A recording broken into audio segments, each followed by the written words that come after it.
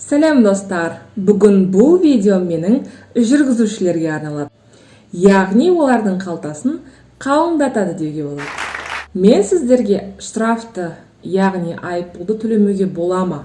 Ол үшін не істеу керек, қайда бару керек деген сұрақтарға жауап беремін. Егер де осы тақырып сіздерді қызықтырса, онда видеоны әрі қарай көреміз. Әкімшілік құқық бұзушылық туралы заңнамада адам мен азаматтың құқықтарын, бостандықтары мен заңды мүдделерін, халықтың денсаулығын, санитарлық, эпидемиологиялық сауаптылығын, қоршаған ортаны, қоғамдық имандылықты, меншікті, қоғамдық тәртіпті және қауіпсіздікті мемлекеттік билік пен мемлекеттік басқаруды жүзеге асырудың белгіленген тәртібі, заңмен қорғалатын құқықтарды қорғау міндеті тұр.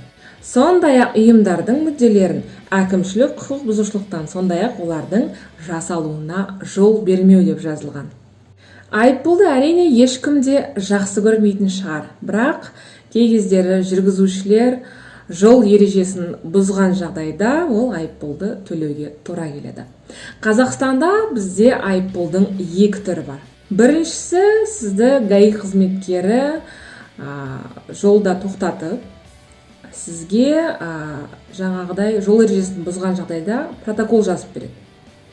Ол протоколды егер бір аптаның ішінде төлейтін болсаңыз, сізге 50% жеңілдік беріледі.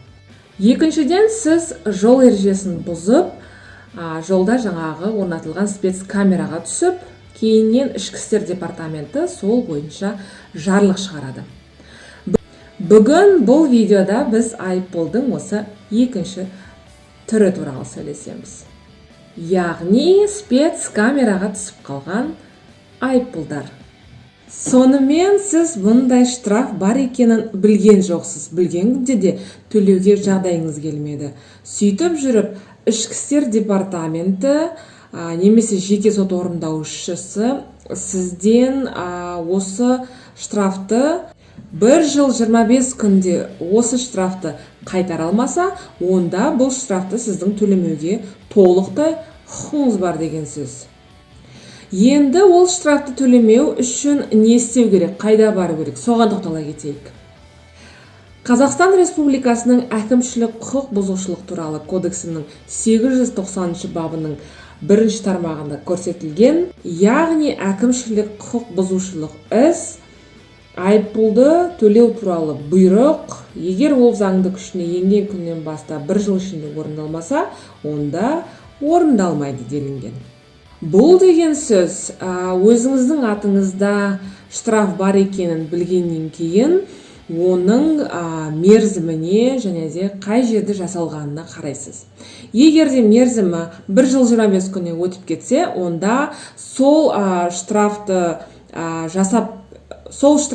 жазып берген ішкі істер департаментіне осы штрафты өшіру туралы арыз жазасыз.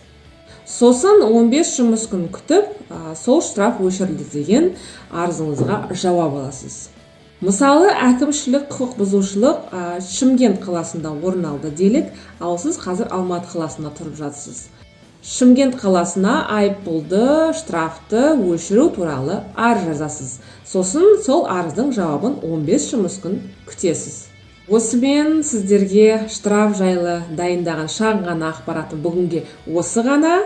Егер де видео ұнаған болса, лайк басамыз. Сұрақтарыңыз болса, төменде комментарийға жазып кетіңіздер. Сондай-ақ каналға жазылуды ұмытпаңыздар. Назар аударып тыңдағандарыңыз үшін үлкен рахмет. Сау саламат болыңыздар.